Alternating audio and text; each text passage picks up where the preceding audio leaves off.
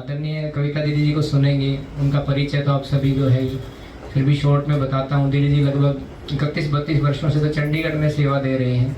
बाकी आप 1984 से छोटी आयु से 10th क्लास से ब्रह्मा कुमारी से जुड़े और भारत में कई स्थानों पर कई प्रकार से आप सेवा करते हैं। और विशेष जैसे राखी है, इस प्रकार के कई त्यौहार हैं यहाँ चंडीगढ़ में बहुत अच्छे तरीके से मनाए जाते हैं। दीदी जी का बहुत योगदान रहता है। आज के दिन हम शुभकामनाएं दीदी जी से देंगे। आदरणीय कविता दीदी जी।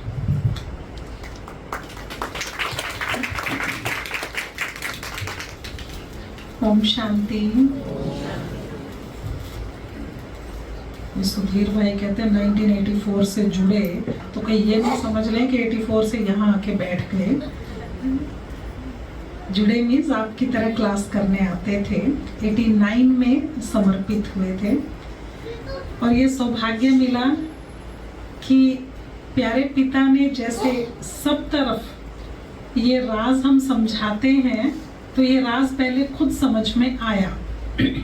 तो जब ये बातें समझ में आई, तब से कुछ ना कुछ परिवर्तन होना शुरू हो जाता है। और जब परिवर्तन होता है तो हम उसको असली जन्मदिन कहते हैं। हम यहाँ एक चीज मनाते हैं, उसको कहते हैं अलौकिक जन्म दिवस। तो अलौकिक जन्म दिवस मीन्स कि उस दिन से परिवर्तन आना शुरू, जिस दिन एक लाइट आई, एक स्पार्क हुआ कि हाँ ये बात समझ में आ गई। अब इसके बाद मैं शरीर नहीं आत्मा हूँ, मैं आत्मा शरीर पहनकर एक्टिंग कर रही हूँ और इस कॉन्शियस में रहना चाहिए, ये बात समझ में आ गई। अब रहने का अभ्यास तो लंबा चलेगा। जैसे जिस दिन ये समझ में आया कि हाँ गाड़ी चलाना सीखना चाहिए, उसके बाद सीखने में तो टाइम लगेगा। तो इस तरह का एक ये ब्लिंक होना, एक स्पार्क होना, एक लाइट आ जाना और उसके बाद परिवर्तन शुरू हो जाना, तो उसको हम कहते हैं अलौकिक जन्म दिवस। आप सभी यहाँ पधारे हैं, बहुत बहुत हर्ष की बात है। भगवान के घर कुछ लेने के लिए आए हैं, क्योंकि वो दाता है, सभी को देता है। हमने भी लिया और आगे वही एक्सपीरियंस के रूप में बांटते हैं। तो आज का दिन आपका अलौकिक बर्थडे भी है। जिस दिन से चेंज आना शुरू हो जाए वो खास दिन होता है। तो कुछ भाई बहन आगे आ सकते हैं, सोफा पे जगह। आइए कुमकुम जी, आगे आ जाइए आप। और भी पीछे कुछ भाई हैं तो आगे आ जाएंगे। हाँ, जो आ रहे हैं आगे आ जाइए। आप भी VIP है। जो छोटे हैं, जवान समझते हैं अपने आप को, तो आगे गद्दे पर भी बहुत बढ़िया जगह है बैठने की। ये ऐसी चेयर्स भी हैं जिनको सहारा लेकर आप बैठ सकते हैं।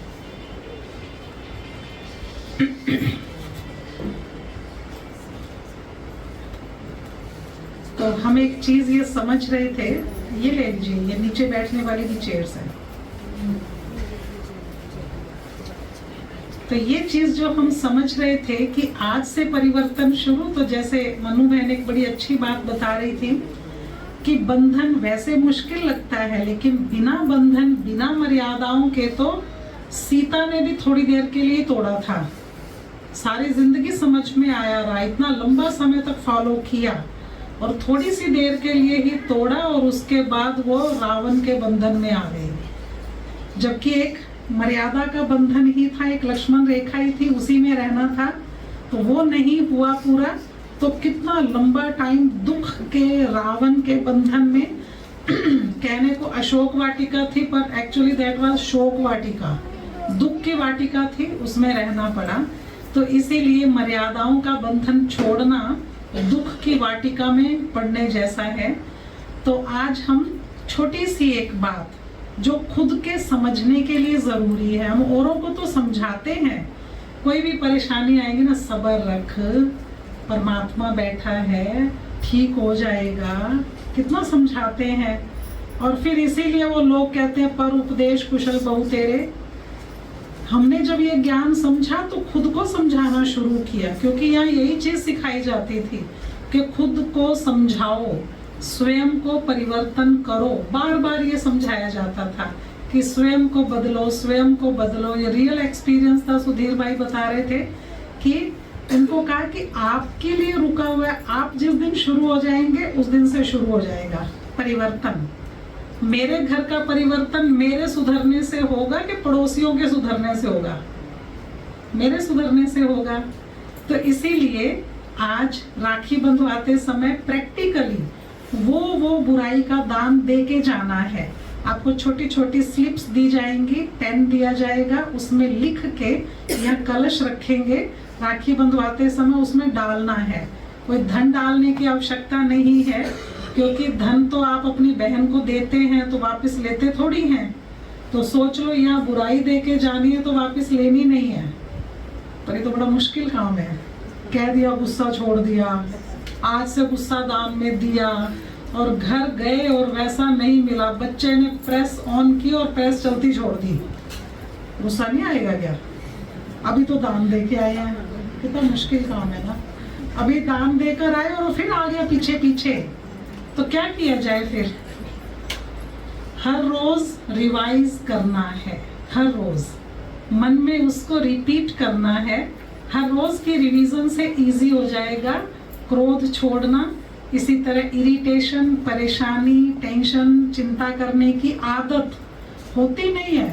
कईयों में इतनी विशेष होती है नुक्स निकालने की आदत। बड़े सुंदर पंडाल में जाएंगे, बहुत बढ़िया महंगा सिस्टम, बहुत बढ़िया डीजे, बहुत बढ़िया भोजन, बहुत सब कुछ अच्छा, बहुत बढ़िया फंक्शन, बढ़िया पार्टी, शादी या जो भी है, कुछ भी नहीं मिल रहा नुक्स निकालने को। कितनी परेशानी हो जाती है नहीं? माथे पे त्योरियां, सब कुछ इतना सुंदर है कि कहाँ नुक्स निकाले। फिर शोशेबाजी है, मैनू पता है पैसा कित्थों आया, कुछ नहीं तो यही सही। मतलब कुछ तो कहना है ना, कुछ तो नुक्स निकालना है। मतलब कितना गहरा संस्कार है ये। तो ये चीजें छोटी छोटी हैं, दुख अपने को ही देती हैं। वो तो सुन नहीं रहा, उसको तो पता नहीं आप क्या कह रहे हैं उसके बारे में। तो इसीलिए अपने आप के लिए हम अच्छे अच्छे शब्द बोले, अपने आप को अच्छा अच्छा समझाएं। तो इसीलिए खुद को चेंज करना बड़ी बात है और करना ही है। तो आज ये संकल्प लेके अपने लिए शुभ भावना रखनी, अपने लिए शुभकामना रखनी है कि वो बुराई दान में देके जानी है। लिखित में देके जाएंगे तो आपको याद रहेगा कि एक पवित्र स्थान पर आप देकर आए हैं। तो इसको जब तक जड़ से नहीं निकाला, रूट बैरियर कुछ होते हैं तो वो रूट से ही उखाड़ने पड़ते हैं। तो इसीलिए तब तक मुझे इसको रोज रिवाइज करके छोड़ना, और मेडिटेशन की प्रैक्टिस इसमें हेल्प करती है। क्योंकि कुछ चीजें ऐसी हैं जो हमारे अंदर इतना अज्यूम करके रखते हैं, अपने अजम्पशन से ही हम परेशान रहते हैं। जब ये समझ में आ गया कि मैं आत्मा हूँ, पहला लेसन है ये आध्यात्मिकता का, स्पिरिचुअलिटी का। हम अलग अलग एक्टर हैं, हम एक जैसी एक्टिंग नहीं कर सकते, हम सब अलग अलग एक्टिंग ही करेंगे। फिर भी हमारी एक्सपेक्टेशंस तो नहीं खत्म होती, और एक्सपेक्टेशंस 100%, जॉय 0%। भाई जब वो अलग एक्टर है तो अलग एक्टिंग ही करेगा, वो मेरे जैसी कैसे कर सकता है? हम चाहते ये है, राम ये चाहे कि रावण मेरे जैसी एक्टिंग करे, होगा ऐसा? तो फिर वो रावण ही क्यों होगा? फिर तो रामायण ही फेल हो जाएगी, है ना। रामायण इतनी बड़ी कहानी और इतनी शुद्धि से उसके गीत गाए जाते हैं, सुनाई जाती है, उसके पीछे कारण है। वो रामायण बनती ही नहीं अगर दशरथ जी ने राम जी को राज्य दे दिया होता, वो राज्य कर रहे होते, बात खत्म। कितनी बड़ी महारामायण रामचरितमानस बना, किसके कारण बना? मंथरा, कैकेयी, रावण, खर, दूषण, इसी तरह की आत्माओं के कारण इतना बड़ा रामायण का पाठ किया जाता है। अगर ये सब नहीं होते तो रामायण नहीं होती, और रामायण का पाठ हम इतने प्यार से नहीं कर रहे होते। तो इसीलिए नेगेटिव पर्सनैलिटीज आपके चारों तरफ हैं, तो वो जरूरी है। किस लिए जरूरी है? आपको चमकाने के लिए। अंधेरे में ही तो दीपक चमकता है ना, धूप में थोड़ी चमकेगा। धूप में क्या रोशनी देगा? जहाँ सभी अच्छे हैं वहाँ आप भी अच्छे हैं तो कोई खास बात नहीं है। जहाँ सभी कैसे भी हैं फिर भी आप अच्छे हैं उनमें भी आप अच्छे हैं, उनको भी आप माफ कर सकते हैं, उनके साथ फिर से आप मुस्कुरा कर बात कर सकते हैं। तो ये है असल में मुख मीठा कराना और अंदर तक मीठा हो जाना। मीठा बोलने की एक्टिंग नहीं की जा सकती। कितनी देर एक्टिंग कर लेंगे, वो एक्टिंग नहीं हो सकती। तो यहाँ जो मुख मीठा कराने की रस्म है वो ये सिखाना है कि वास्तव में मीठा बोलना है, माफ करके, दुआएं दे के, बातों को भूल कर, रिपीट ना करें नेगेटिव बातें, घर में हो गई तो घर में खत्म कर दे, तो तब सचमुच में मिठास अंदर पैदा करें। इसकी एक्टिंग नहीं हो सकती, अंदर से कोशिश करनी पड़ेगी और वो अभ्यास आज और अभी से शुरू करना है, आज और अभी से शुरू करना है। तो इसलिए ये मेरे लिए है। खुश होते हैं बच्चे, सोच रहे मम्मी के लिए है, मेरे लिए है। मुझे अपने से शुरुआत करनी है क्योंकि बड़ा मुश्किल काम होता है। हमें याद है ब्लैक एंड व्हाइट टीवी होता था, 4 टांगों पे खड़ा होता था, आगे शटर बंद होता था और मम्मी उसके टीवी के उस पे भी कुछ कुछ सामान रख देती थी, कोई ना कोई चीज रखी होती और हमारे पसंद की फिल्म आ रही है, चाहे वो ब्लैक एंड व्हाइट ही है, पर मजा तो आ रहा था। जो चीज साधन थी उसी में मजा आता था और ऊपर से उसी वक्त उठाने आ जाती थी वो चीज जब वो कोई क्लाइमेक्स का सीन चल रहा होता था और उसके आगे अड़के खड़ी हो जाती थी वो चीज उठाने के लिए, कोई फूलदान, कोई चीज, और कितना जोर से हम चिल्लाते थे। वो कुछ सेकंड्स भी सब्र नहीं कर पाते थे हम कि वो उठा के ले जाएगी, नहीं, और उतना बोलने में और उठाने में टाइम तो जाता ही था क्योंकि उन्होंने वो उठाना ही है, उन्होंने आगे आना ही है और हमने चिल्लाना ही है। तब हम सोचते हैं कितना मुश्किल काम होता है घर में शांत रहना। बहुत महावीर हैं आप सब, इतना ताकत का काम करते हैं और कोशिश करते हैं और सीखने भी आते हैं यहाँ कि कैसा भी माहौल है, घर में कुछ भी होता रहे और उतना मजेदार सीरियल चलता हो और दिल कर रहा है कि हम अच्छे से उसको देखें और उसी वक्त बेटा बाहर से दूध ले आओ, और लाना ही पड़ेगा। तो इस तरह की कई चीजें ऐसी होती हैं जो अच्छी नहीं लगती, दूसरे की एक्टिंग। तो अपने आप को समझाए, मेरी भी तो कुछ एक्टिंग अच्छी नहीं लगती होगी, मेरी भी क्या सभी एक्टिंग उसको पसंद है। तो इसीलिए अपने आप को ये समझाकर संतुष्ट रहना, खुश रहना, इसका संस्कार बनाना है। राखी डिविनिटी बढ़ाने के लिए है, सिर्फ इसलिए नहीं है कि वो भाई को कहे कि मेरी रक्षा करना। भाई छोटा, बहन बड़ी, क्या रक्षा करेगा? भाई कनाडा में रहता है, राखी की फोटो भेज देता है व्हाट्सएप पर, वो क्या रक्षा करेगा? तो इसीलिए ये है अपनी डिविनिटी खुद की रक्षा करती है। इतना महा पैंडेमिक हुआ, महामारी हुई, जो आप सब सुरक्षित बैठे हैं, आज मुस्कुराते हुए यहाँ बैठे हैं, किस आधार पर? किस आधार पर? श्रेष्ठ कर्मों के आधार पर। ये नहीं कि आपका मास्क बहुत बढ़िया था, आप बहुत बढ़िया मास्क लगाते थे इसलिए आप सुरक्षित रहे, आपके पास ऐसे लोग नहीं आए इसलिए सुरक्षित रहे। लोग भी आए, हुआ भी होगा, ठीक भी हो गए होंगे, लेकिन आपके श्रेष्ठ कर्म ही बचाव का साधन है। इसीलिए धागा बांधना मीन्स ये पकड़ना है भगवान का कि आप निरंतर श्रेष्ठ कर्म करें। दाएं हाथ पर बांधना इस बात का सूचक है कि भगवान दायां हाथ पकड़कर श्रेष्ठ कर्म करवाता है, बस उसका कहना मानते रहें। तो अभी हम श्रेष्ठ कर्म के पीछे क्या चीज काम करेगी, वो है हमारे श्रेष्ठ विचार, बहुत अच्छा सोचना। तो उस अच्छा सोचने की प्रैक्टिस के लिए मेडिटेशन की प्रैक्टिस करेंगे, क्योंकि उसके बाद आप सबको रक्षा सूत्र भी बांधेंगे। ये शॉर्ट स्नेह मिलन का ही प्रोग्राम है, इसीलिए कोई बहुत लंबा बड़ा सेमिनार नहीं है।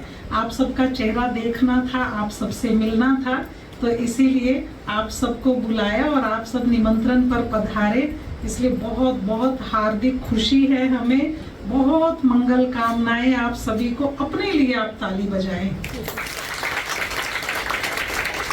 इसलिए कि अगर आप यहाँ नहीं बैठे होते, घर में क्या कर रहे होते अशोक जी? मोबाइल सामने, ये टीवी के सामने, बच्चों का फोन आ गया होता, कुछ समझा रहे होते, कुछ डांट रहे होते, है ना। यहाँ आप बैठे 1 घंटा जो यहाँ बीत रहा है, इससे ज्यादा क्वालिटी टाइम नहीं होता घर में। तो इसीलिए भगवान ने आपको यहाँ भेजा है, आप मेरे बुलाने पर नहीं आए। जब हम बुलाते हैं ना तो लोग कहते हैं जब बुलावा आएगा ना उदो आ जाएंगे। ऐसा ही है ना, सुरक्षा जी है ना, ये ऐसा ही कहते थे ना, बुलावा आएगा तो आएंगे। हम हंसते थे एलांटे मॉल से कभी बुलावा नहीं आता। जब मर्जी दिल करता है उठ के चल पड़ते हैं।